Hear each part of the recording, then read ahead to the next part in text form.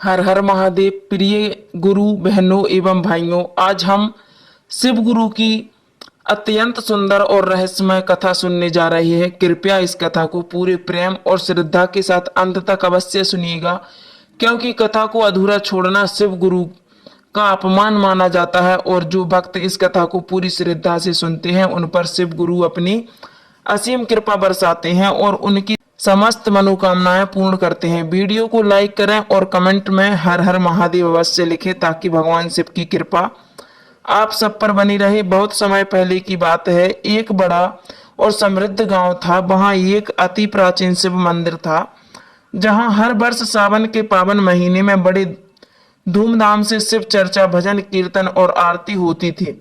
मंदिर में निकट ही एक विशाल तालाब था, जिसमें असंख्य मछलियां रहती थीं। एक दिन सावन की ही पवित्र सुबह जैसे ही मंदिर में शिव चर्चा प्रारंभ हुई, डमरू और घंटियों की ध्वनि से पूरा वातावरण शिवमय हो उठा।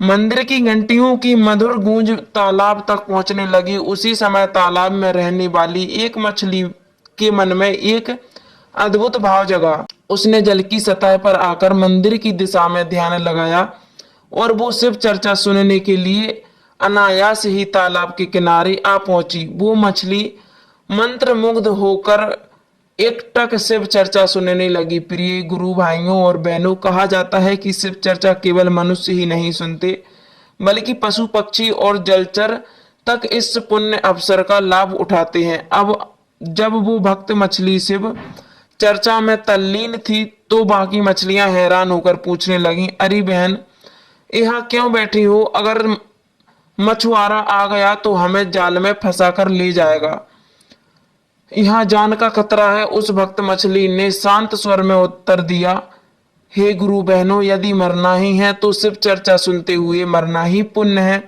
जब मनुष्य इस पुण्य को प्राप्त करने के लिए मंदिर तक जाता है, तो क्या मैं जल में रहकर भी शिव कृपा नहीं पा सकती? मेरी मानो तो तुम भी शिव को गुरु मान लो। शिव गुरु को अपनाने से सारे पाप मिट जाते हैं, सारे दुख कट जाते हैं और मनोकामना पूर्ण होती है। बाकी मछलियों ने कहा, अरे बहन, तुझे मरना है तो तू मर, हम तो नहीं सुनने वाले। अगर मछुआरा आया तो हमें भी पकड़ ले जाएगा। लेकिन उस भक्त मछली ने हार नहीं मानी। वो पूरे दिन सुबह से लेकर शाम तक तालाब के किनारे बैठकर श्रद्धा और भक्ति से शिव चर्चा सुनती रही। भोले बाबा की महिमा, बेलपत्र की कहानी, गंगा अवतरण और ब्रह्मा विष्णु के बीच शिव तत्व का रहस्य, इतना सब कुछ वो उसी तालाब के किनारे बैठकर सुनती रही और मन में शिव गुरु के चरणों में ध्यान लगाती रही। अब शाम होते ही वहां एक मछुआरा आया और उसने तालाब में जाल डाल दिया। कई मछलियां तो भाग गईं, लेकिन वो शिव भक्त मछली उस जगह पर ठहरी रही। वो बोली, मैं शिव चर्चा अधूरी छोड़कर नहीं जाऊंगी। मृत्यु भी अगर आ जाए तो मैं स्वीकार कर लूंगी, पर शिव चर्चा का तिरस्कार नहीं करूंगी। हे गुरु बहनों, मछुआरे ने उस मछली को पकड़कर अपने घर ले गया। उसकी साथी मछलियां रोने लगी, सब कहने लगी कि अब तो सब कुछ खत्म हो गया। बहन, अब तेरा शिव गुरु कहाँ है? कौन बचाएगा तुझे? शिव भक्त मछली बोली, हे गुरु बहनों, शिव गुरु हमारे साथ हैं। जब तक विश्वास है तब तक प्रभु की कृपा है। मुझे विश्वास है कि भोलेनाथ आएंगे, चमत्कार करेंगे और मेरे प्राण को बचाएंगे। हे गुरु बहनों, जैसे ही मछुआरा चाकू लेकर मछली को काटने चला, तभी शिव गुरु की कृपा हुई। अचानक से तेज आंधी आई, बिजली कड़कने लगी और तेज बारिश शुरू हो गई। घर के चारों ओर बाढ़ जैसा माहौल हो गया। अब क्या था? जैसे ही पानी बरसा, मछुआरे के हाथ से मछली फिसल गई। पानी इतना भर गया कि वह तैरती हुई पास के तालाब में चली गई। मछली ने आंख बंद कर ली और कहा, हे शिव प्रभु, हे गुरु महादेव, आप साक्षात सत्य हैं। आपने मेरी भक्ति को स्वीकार किया। हे प्रभु, अब चाहे जीवन रहे या ना रहे, पर मेरा जन्म सफल हो गया। और उस मछली ने अपने साथी मछलियों को शिव गुरु का ज्ञान दिया और शिव गुरु की भक्ति करने के लिए प्रेरित किया। उसने कहा, बहनों, पता नहीं कौन सा कर्म करने बाद हम लोगों को मछली का जन्म मिला। चलो इसी मछली के जन्म में ही हम शिव चर्चा कर लें, शिव गुरु का ध्यान कर ले। क्या पता अगला जन्म हम लोग मनुष्य का ले और फिर शिव चर्चा करें। यदि जन्म नहीं लेंगे तो मोक्ष तो प्राप्त होगा ही। उस मछली की बातों को सुनकर तालाब की सारी मछलियां शिव चर्चा सुनने के लिए तैयार हो गईं। अब अगले दिन फिर से मंदिर में शिव चर्चा शुरू हुई। घंटी ताल मृदंग बजने लगे और शिव गुरु की शिव भक्ति करने लगे। तब तालाब की सारी मछलियां तालाब के बाहर अपना मुंह निकालकर शिव चर्चा सुनने लगी और उसी तालाब में उछल कूद करने लगी। जैसे जैसे ताल और मृदंग बजता वैसे वैसे मछलियां उसमें खूब उछलती। यह दृश्य देखकर गांव वाले आश्चर्यचकित हो गए और वे बोले, यह तो साक्षात शिव गुरु की कृपा है। शिव चर्चा तो हम ही नहीं बल्कि जीव जंतु और यहाँ तक कि मछलियां भी करती हैं। शिव चर्चा तो मछलियां भी सुन रही हैं। हे शिव गुरु, आप सबका कल्याण करना। हे गुरु बहनों, उसी दिन शिव चर्चा सुनने के बाद सभी मछलियों का उद्धार हो गया और वे सीधे शिवलोक पहुंच गईं। और फिर अगले दिन जब मछुआरा जाल डालने के लिए तालाब में आया तो उसे एक भी मछली नहीं मिली। आश्चर्य रूप से उस तालाब की सभी मछलियां गायब हो गई थीं। सब लोग कह रहे थे कि वह सब मछलियां शिवधाम चली गई हैं। जो भी सच्चे मन से शिव चर्चा में बैठे नमः शिवाय, श्री शिवाय नमस्तुभ्यम बोले और विश्वास ना छोड़े, उसे शिव गुरु कभी नहीं छोड़ते।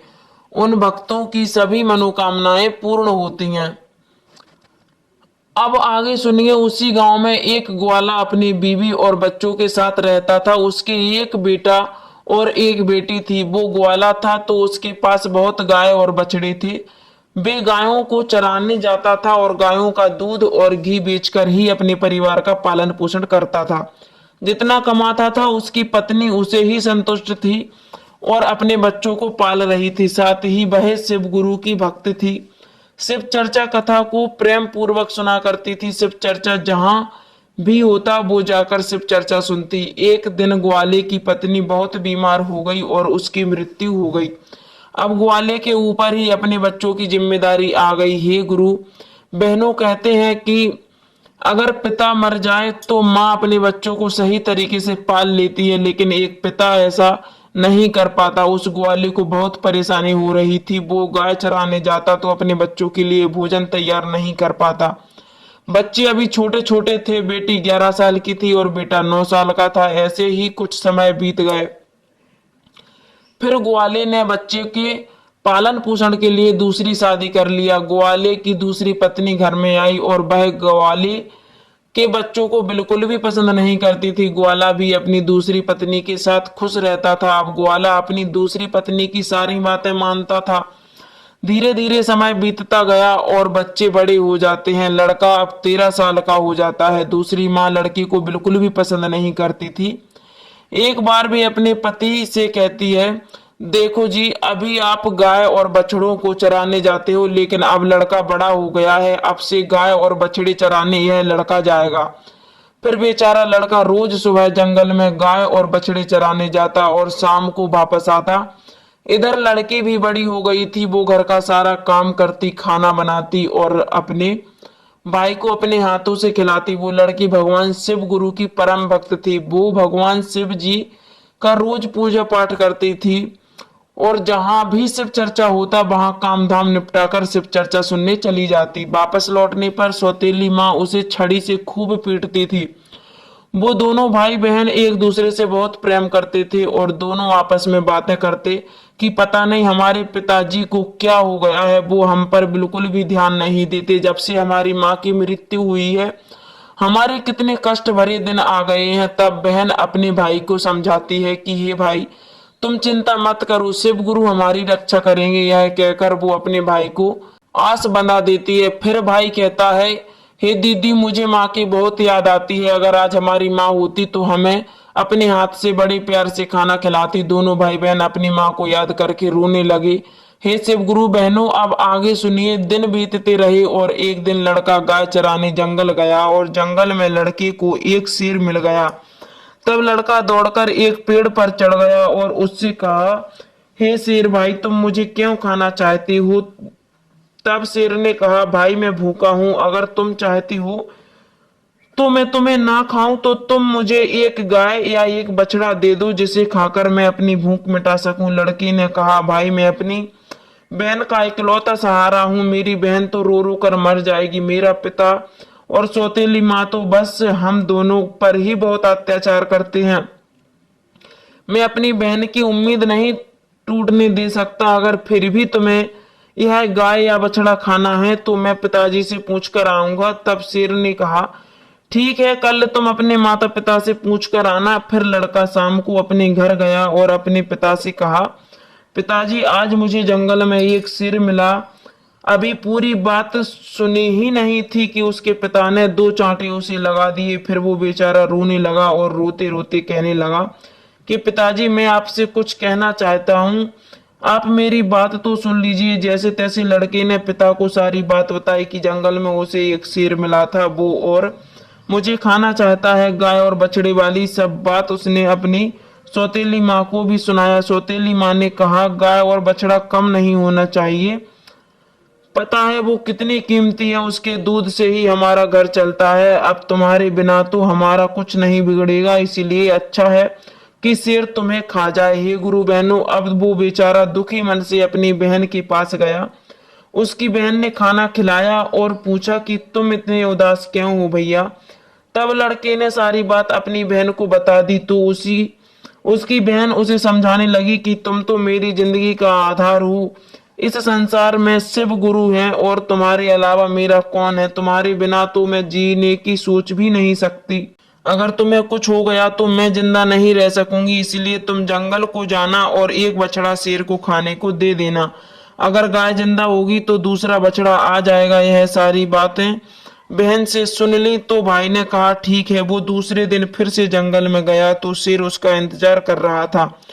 शेर ने कहा, कहो तुम अपने माता पिता से आज्ञा लेकर आए हो या मैं तुम्हें खा लूं। तब लड़के ने शेर को बताया कि मेरी बहन ने कहा है कि तुम एक बछड़े को खाने के लिए दे दो। शेर बछड़े को लेकर अपनी गुफा की तरफ चला गया। लड़का खुशी खुशी अपनी गाय चराने लगा और शाम को अपने घर आ गया।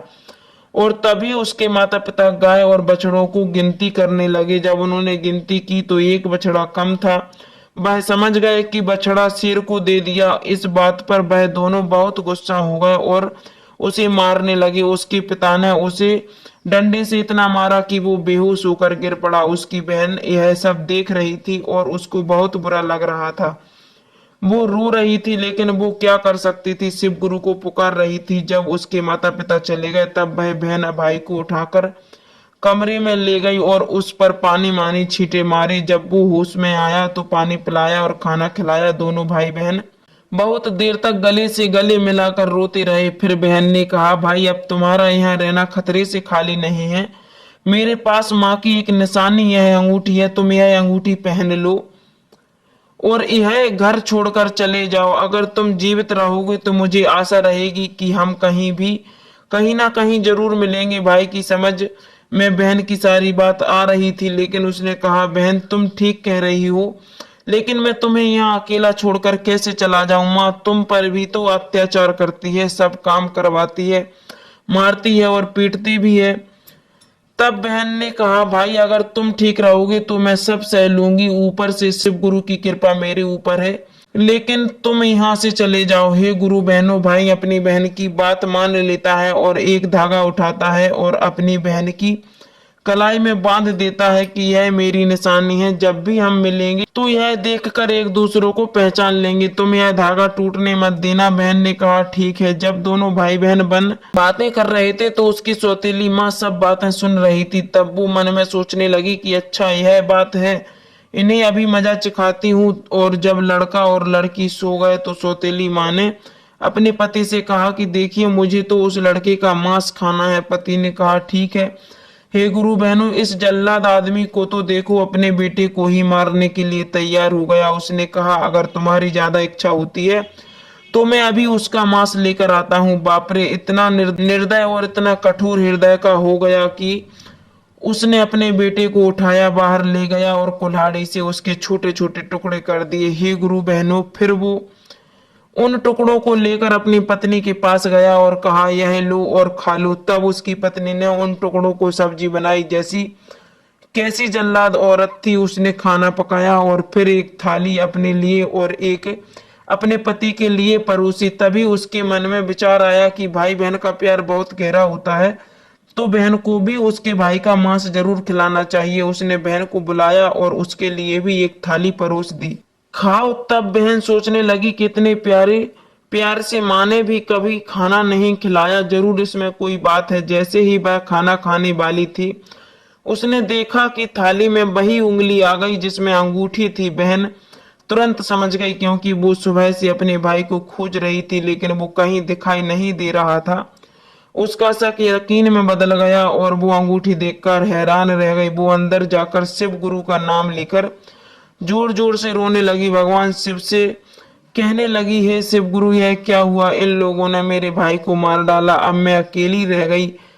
हे नाथ, अब मैं क्या करूं? वो रोती ही रह जा रही थी। तभी उसे बड़े बूढ़ों की कही बात याद आई कि किसी इंसान की मुक्ति तब तक नहीं होती जब तक कि उसकी अस्थियां नदी में विसर्जित नहीं कर दी जाती। उसने सोचा कि मेरे भाई की भी मुक्ति नहीं होगी, यह लोग तो उसे मार करके खा गए। तभी उसने भी अंगूठी उठाई और चलते चलते नदी के किनारे पहुंच गई। वो अंगूठी को अपने हाथों में लेकर जोर जोर से रोने लगी। वो भगवान को याद कर रही थी, क्योंकि वह लड़की बहुत ही धार्मिक थी, शिव गुरु का ध्यान करती रही, रोज शिव गुरु की पूजा पाठ करती रही थी। उस दिन सावन सोमवार था। उसने सावन सोमवार का व्रत रखा और रोते रोते कहने लगी, हे शिव गुरु, मेरा इस संसार में कोई नहीं है। एक भाई था, उसे भी तुमने ले लिया, माँ को तो पहले ही छीन लिया था। अब मैं किसके लिए जीवित रहूंगी? मैं भी इसी नदी में कूदकर अपनी जान दे दूंगी। फिर उसने वह कटी हुई उंगली उसी नदी में डाल दी और भगवान से प्रार्थना की, हे भगवान, मेरे भाई को मुक्ति देना और वह जहां भी कह रही उसकी आत्मा को शांति मिले। और फिर जैसे ही नदी में कूदने ही वाली थी, तो उसने देखा कि जो उंगली उसने नदी में डाली थी वह तोता बनकर उड़ गया और उसी नदी के पास एक पेड़ था जिस पर जाकर वो बैठ गया। फिर तोते ने कहा, बहन, तुम क्यों दुखी होती हो? मैं तेरा भाई हूं। तुमने यह बहुत अच्छा किया जो तुमने यह उंगली नदी में डाल दी और मुझे इससे मेरी मुक्ति हो गई और शिव गुरु की मुझ पर कृपा हुई। मुझे तो तोते का जन्म मिल गया। दीदी, तुम चिंता मत करो, मैं तोता बनकर भी तुम्हारी हर तरह से मदद करूंगा और हम दोनों आपस में खूब सुखदायकी बातें करेंगे। यह देखकर उसकी बहन बहुत ही खुश हुई कि चलो, मेरा भाई साथ तो है, किसी भी रूप में ही सही। फिर बहन घर वापस आ गई और सौतेली माँ भी बहुत खुश हो रही थी कि चलो, इसका भाई मर गया और बहन इसकी भाई से पीछा छूटा। लेकिन वो लड़की जल्दी जल्दी अपना काम पूरा करती और बगीचे में जाती जहां उसका भाई उसका इंतजार करता। दोनों भाई बहन खूब बातें करते और वह अपनी बहन को अच्छे अच्छे फल खिलाता। सावन का महीना चल रहा था। लड़की सावन के महीने में पूजा पाठ करती और शिव चर्चा सुनती। सावन सोमवार का व्रत रखती और पूजा पाठ करने के बहाने बगीचे में जाती। श्याम भक्तों, यह कहानी बहुत बड़ी हो रही है। यह कहानी से वीडियो तो अगले वीडियो में इसका अगला भाग लेकर आऊंगी बहुत जल्दी। यह वीडियो यहीं पर समाप्त करते हैं, फिर मिलेंगे इसी कहानी का पार्ट लेकर। वीडियो पर नए हैं तो वीडियो अच्छी लगी तो वीडियो को लाइक कीजिएगा और चैनल पर नए हैं तो चैनल को सब्सक्राइब कीजिएगा। फिर मिलते हैं ऐसी किसी वीडियो के साथ। तब तक के लिए हर हर महादेव।